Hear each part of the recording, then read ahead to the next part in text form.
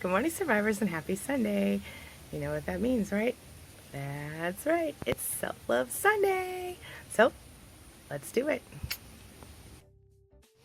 So, today we're going to talk about forgiveness. How do you forgive someone? And how do you forgive yourself after narcissistic abuse? And why is it so important? All right, let's talk about it. So, a lot of my clients and my SPAN members have said to me, I'm just so freaking mad.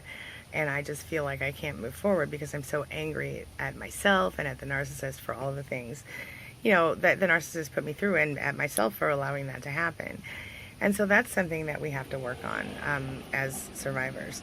We have to work on letting go of that anger and on forgiving ourselves. So today's topic on Self-Love Sunday being forgiveness. It's forgiveness of yourself and of the narcissist. Okay. Now, does the narcissist deserve your forgiveness? Absolutely not. But it's not for the narcissist that you're doing it. And you don't even have to tell the narcissist that you're doing it. It's really, truly, honestly, all about you and your own mental and physical and spiritual well-being. So whether you're forgiving the narcissist or you're forgiving yourself, the idea is to let go. That's what forgiveness is all about, letting go of the things that have hurt you and allowing yourself to move forward into a new and less toxic life. So whether the narcissist was your boss or your mother or your brother or your friend or your husband or your wife, it doesn't matter. You still have to forgive that person in order to move forward in your own life. And this is true even if the person is someone you're no contact with, which I do suggest, if you can, go no contact with narcissists who are toxic in your life. But even when that's the case, you can still benefit from forgiving that person. So that's something to think about. And I know that it doesn't feel like something you can benefit from at all, and it doesn't feel like the narcissist even deserves it. They don't deserve it, my friend. But you deserve the peace that comes with it.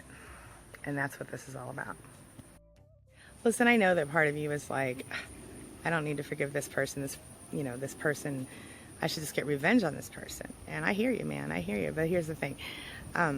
If you're just about revenge is unhealthy for both you and the narcissist. And it doesn't really matter about the narcissist, but revenge doesn't work. It just puts you in this place of anger and it keeps you there.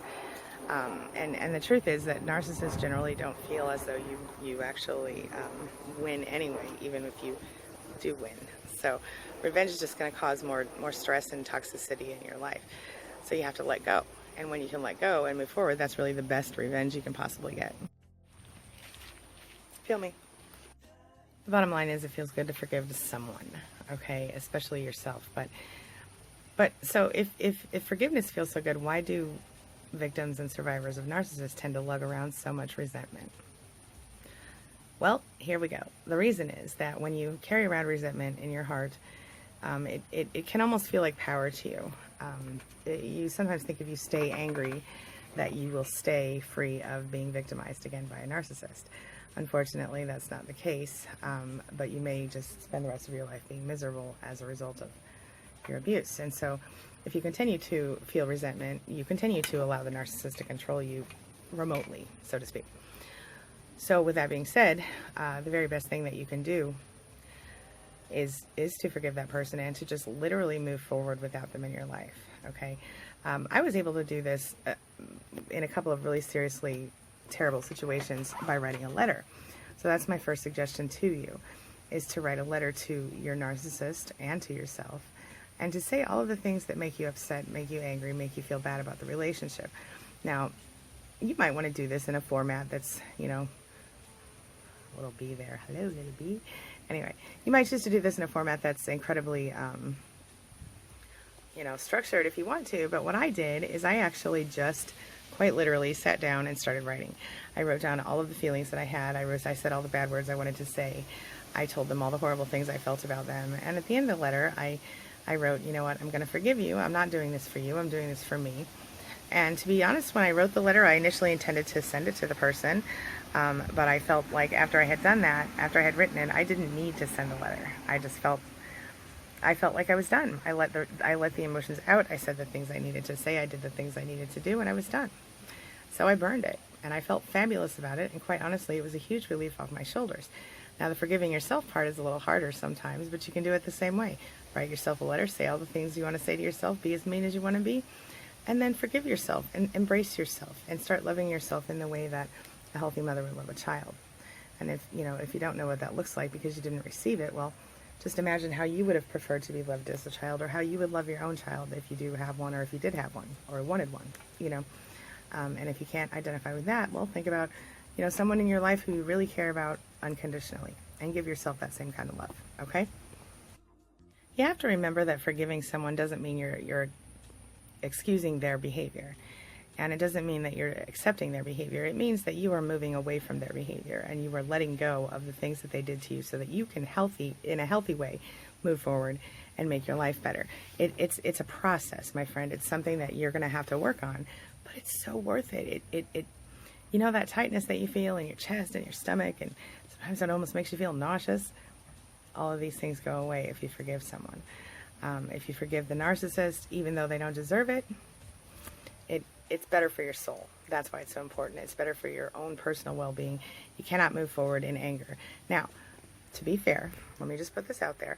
There are times when the anger is useful, and that is when it propels you into action to move forward. For example, if you're still in the relationship with the narcissist and you can't find the strength to get out, sometimes if you get mad, that'll do the trick, okay?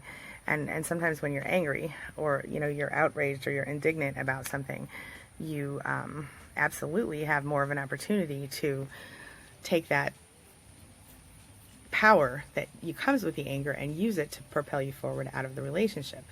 Once you're out of it, though, you have to really begin to figure out if it's still productive, and if it's not, that's when it's time to start letting go of it, because that is when it becomes toxic and not helpful in your life. Do you understand? This way. If you are the victim of a narcissist, it's, consider as though the narcissist, stuck you in the tummy with a proverbial knife, or in the heart, or whatever. Okay. So with forgiveness, what you're doing is you're removing the knife from your heart. You understand? You're pulling it out and you're moving forward. Forgiveness is not about giving that person anything. It's about giving yourself the peace of removing that proverbial knife from your chest. Do you understand what I'm saying? Look, here's the deal. Anger and toxic feelings like that are literally harmful to your body physically, okay? They've proven that reliving traumatic events is actually can cause your heart to have problems. That causes your heart to beat faster, in some cases more than that. So the point is, in addition to your mental health, you're worried about, this is a concern for your physical health. So consider that as you move forward. All right. One way you can work toward forgiveness is to forgive little things. Okay. So instead of constantly staying angry about all of the tiny things that happen in your life, you can decide that, if you're at at McDonald's in the drive-thru and they forget to give you your cheeseburger, just forgive them, move forward.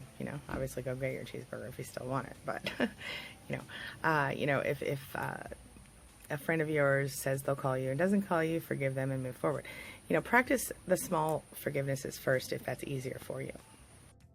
In the case of dealing with a narcissist, it's also especially important to remember not to